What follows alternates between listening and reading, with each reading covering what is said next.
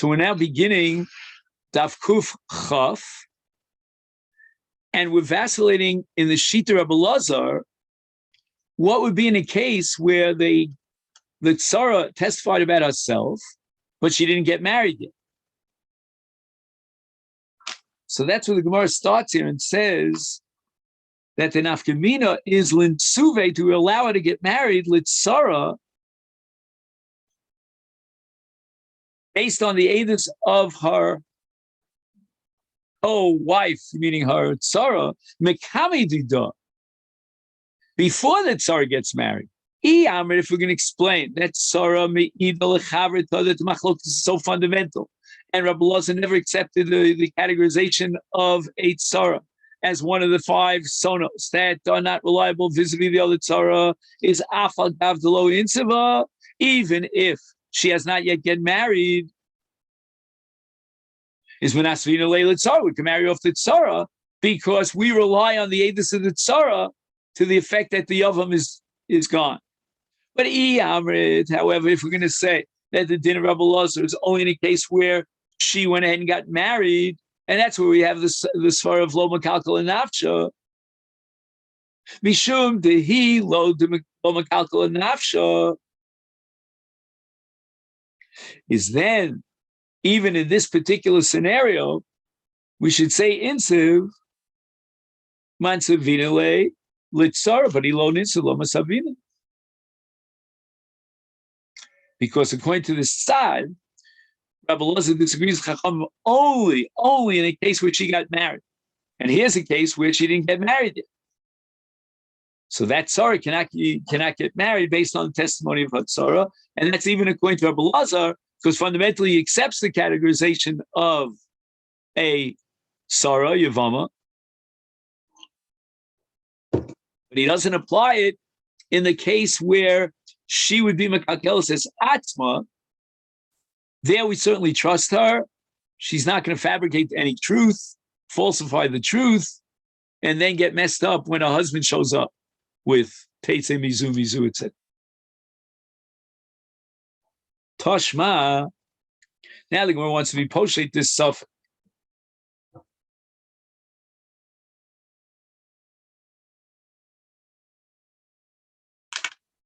Let's look at our Mishnah. The Mishnah quotes Rabbi Eliezer, Omer ho'eva hutru yivamim hutru l'chaladam. Now the Gemara assumes that the word hutru here means nisu. She already got married. And the reason why the Gemara makes that assumption is because if we're talking about a case of heter without nisuin, then Rabbi Lazar should have been written in the beginning of the Mishnah. Why did they leave Rabbi Lazar to the end of the Mishnah? Apparently because the Mishnah is addressing Rabbi Lazar's unique sheet in a case where not only what she believed on herself to say Meis Pilot, but she also got married based on that. And she's already married and she's in a Suah. According to that side in Rava, that the time, the reason, the underlying logic of Rabbi Lazar is that she went in and she got married and she wouldn't be Mekalkel herself. Hainu. That's exactly what Rabbi Lazar meant when he said that after she's married already, then we can accept her testimony vis-a-vis the other co-wife, the other tzara, the other colleague of hers. But that's only after we saw that she got married, and then we're going to apply the principle of Eino miskavenes le. They do so l'kalkalas atzma, and therefore not l'chavrit.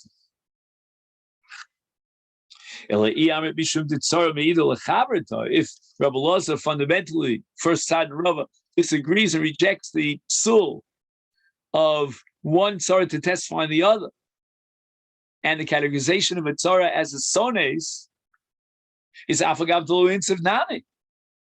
Why is the Mishnah saying, well, when does Rabbi Lazar say that we're going to rely on this heter? That's only because she already got married. She proved herself that she wouldn't be lying and be mekalkalos. Hello. Therefore, we should conclude Shma mido the time of the Rabbi Lazar mishum de insafu lo mekalkal and nafsh.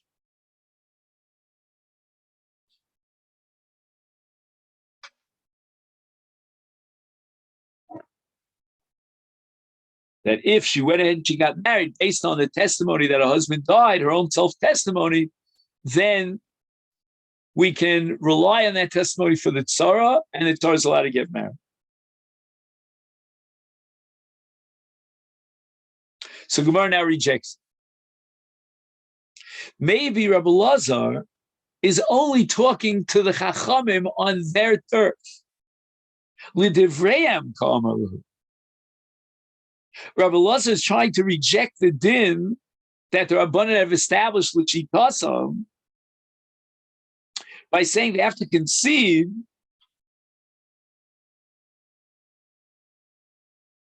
in this particular case, which he went ahead and got married. Lididi Sarah me'idul chaver. I hold that a tzara could be believed when she testifies about something that's relevant to a tzara. Therefore, even if she didn't get married.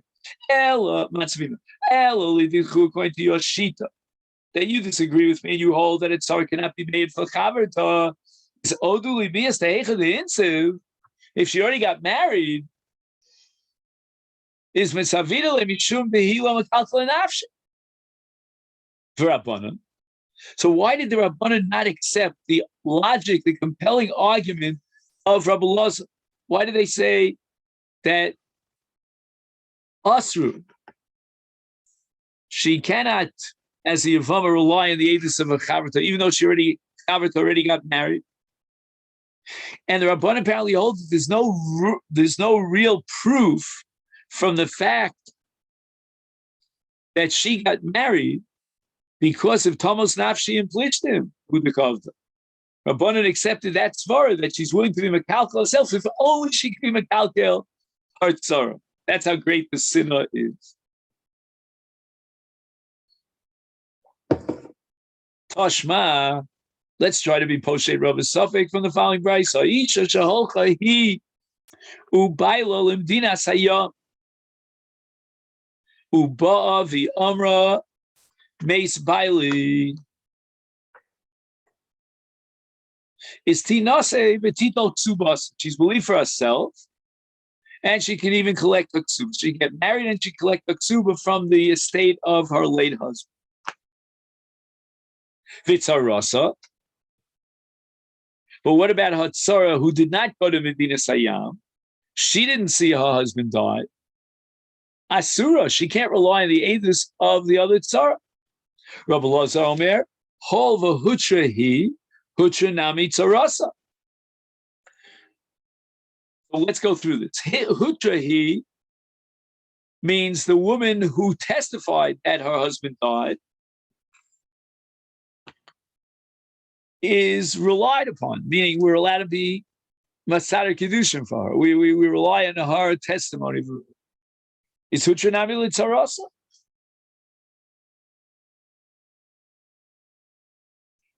Now, it would seem here that one tzara could be someches on the edus of the other tzara. It doesn't say anything about the fact that she went and got married.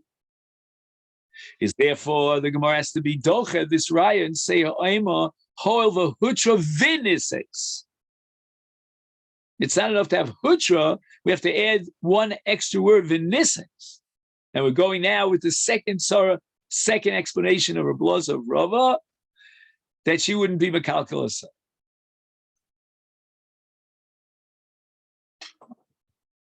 the Gemara asks, V'lechush Dilma Begita Asoy.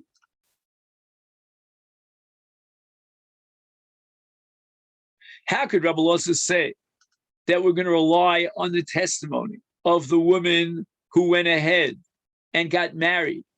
That proves that her testimony is emes. Lechush, maybe Begita Soy. Maybe her husband out there in Medina Sayyam gave her a get. And therefore, even if he shows up alive and well and proves that she's fabricating the truth, she doesn't lose anything by it because she has a get. The only reason why she's testifying that her husband died when she has a get in her hand is to mess up her tzara. By testifying that the husband died,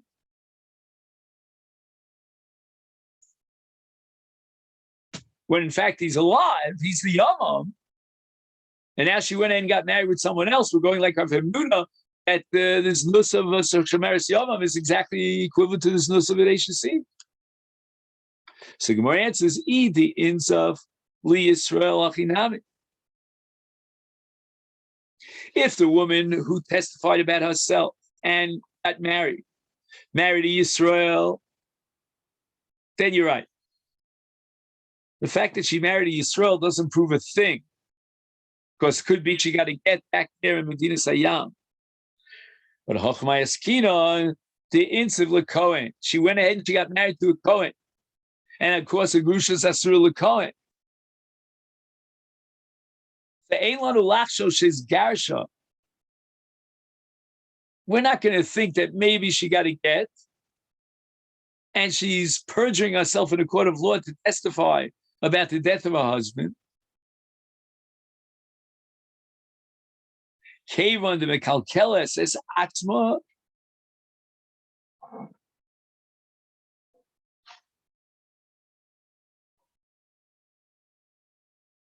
The very fact that she's telling, just 1 second, right? The very fact that she's marrying a Kohen proves that she didn't get a get. And if she didn't get a get, then who says her husband died? She's saying her husband died. Well, maybe he's going to come in Baharud Baraglov on 2 feet. And this leads us to the Mishnah here on Daf Kufcha. Ein me'idin elal partzuf panim imchotam. To allow a woman to get married and you cannot identify the corpse, you need a barest minimum to be absolutely certain that this is the correct identity and it's her husband who died. The Eidim have to testify that they saw his cheeks, they saw his nose. That's called l'chayayim imchotem.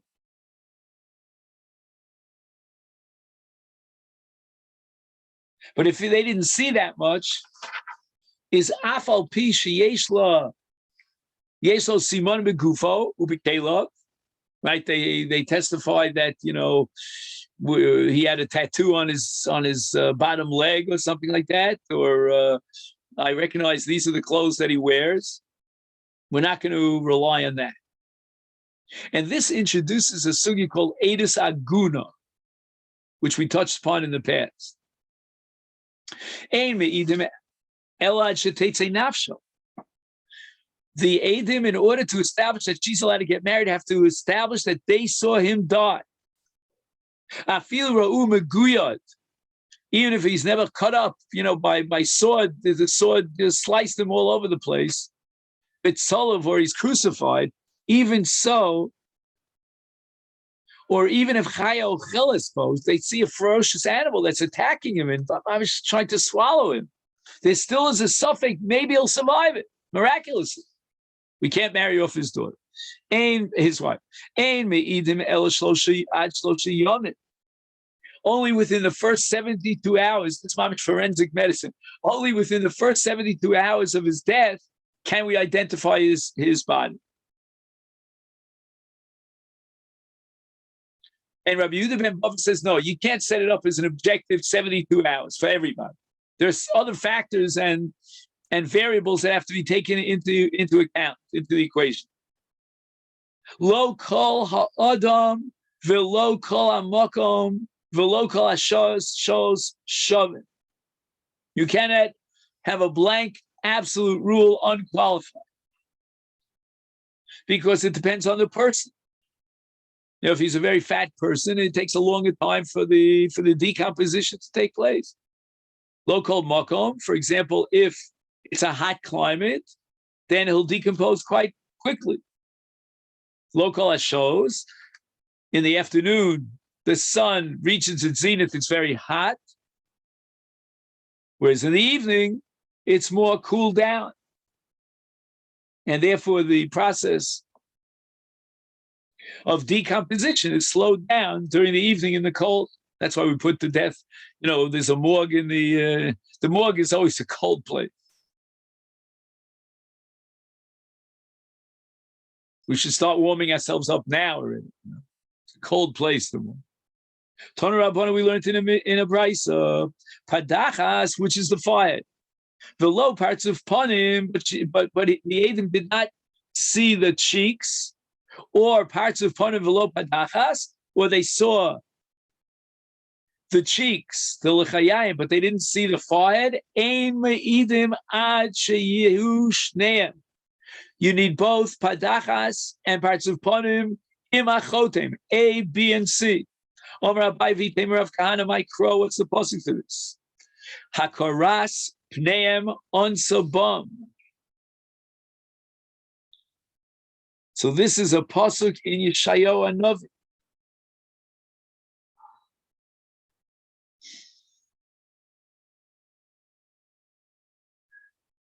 And you need heker panim. And the rest of the body is not relevant. It's only hakaras panim.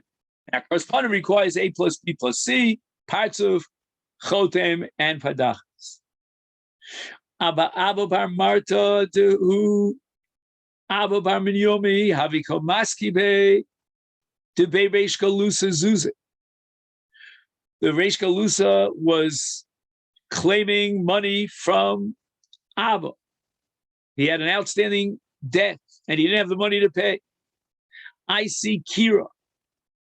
He took wax, dabek bibliasa, and he attached some of that wax, a little bit of the wax, to an old garment.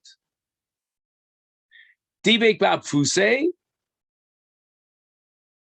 and he smashes some wax onto his head. And Chal Kamay v'lo bashkeruhu. They didn't recognize. So what did he accomplish here? He covered some of his clothing and he covered his forehead, and they couldn't recognize him. He scuttled across. The Mishnah says, "Afal pich simonim." It's not enough if there's simonim begufo bekelav.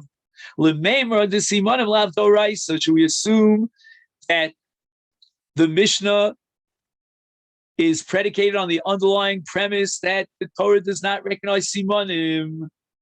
You want to be mater and ashes each to marry, it's not enough to have simanim. Uriminu, but I'll ask you a stira from, what is it, a Mishnah or a Brisa?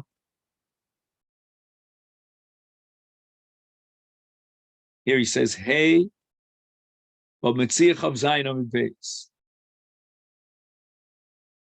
All right, I don't have the time now to look it up. I think it's a Mishnah. Can you look that up for me? Okay. So the Shliach brings a get now, and the get was lost. Umikso. And the Shliach found the get, but he's not sure. Is that really the get? So how does he identify that this is the get that he lost? Kosher bekis, uba arniki, uba tabas. He recognizes the pouch or the wallet, Oshanimta ben Caleb, or he finds the get amongst his own private collection of vessels. Lizman meruba kosher.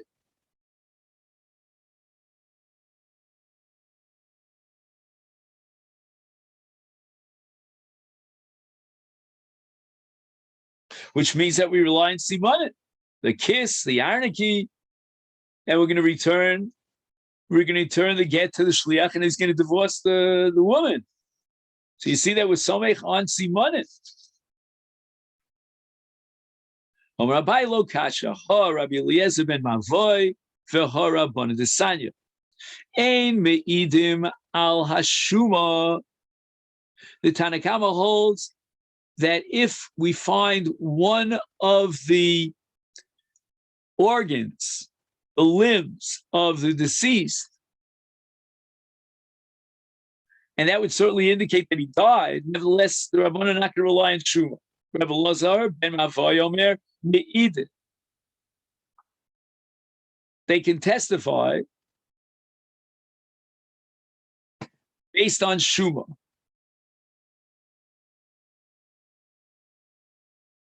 I think the word shuma here, I don't have a translation of the word shuma, unfortunately, but I think it means some sort of a mole or a broken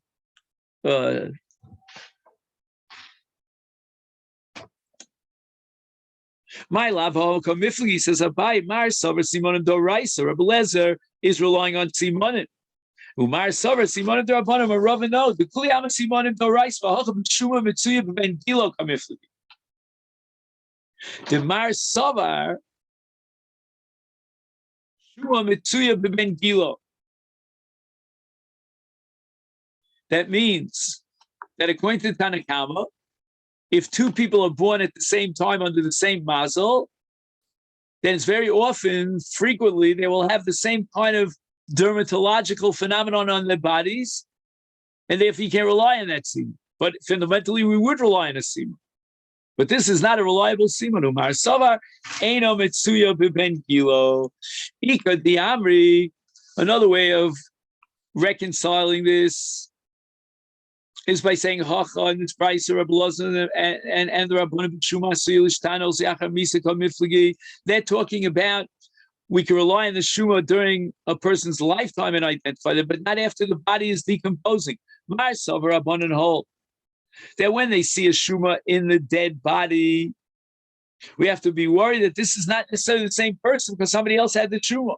However, that's because it's Asuyilish Tanos Yachar Misa.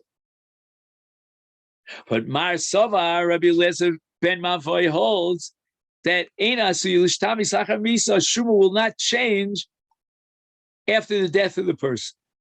Ika diamri Rava de Kuli Alma Durabana. Simonim Durabana. This is the exact opposite approach.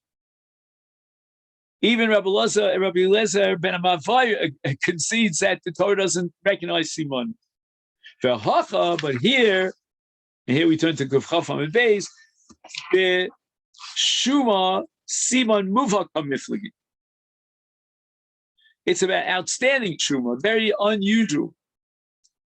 Mar, according to Rabbi Eliezer Savar, Simon Muvak. If it's a Simon Muvak, it's not a regular Simon, then we rely on a Simon Muvak. Mar Savar loves Simon Muvak. Shuma is not considered a Simon Muvak, and we don't rely on Shuma. Okay, then, so this is where we're going to stop for today. And a little bit later on this week, we're going to make a siyum in Mirz Hashem on Masechet Yevamot.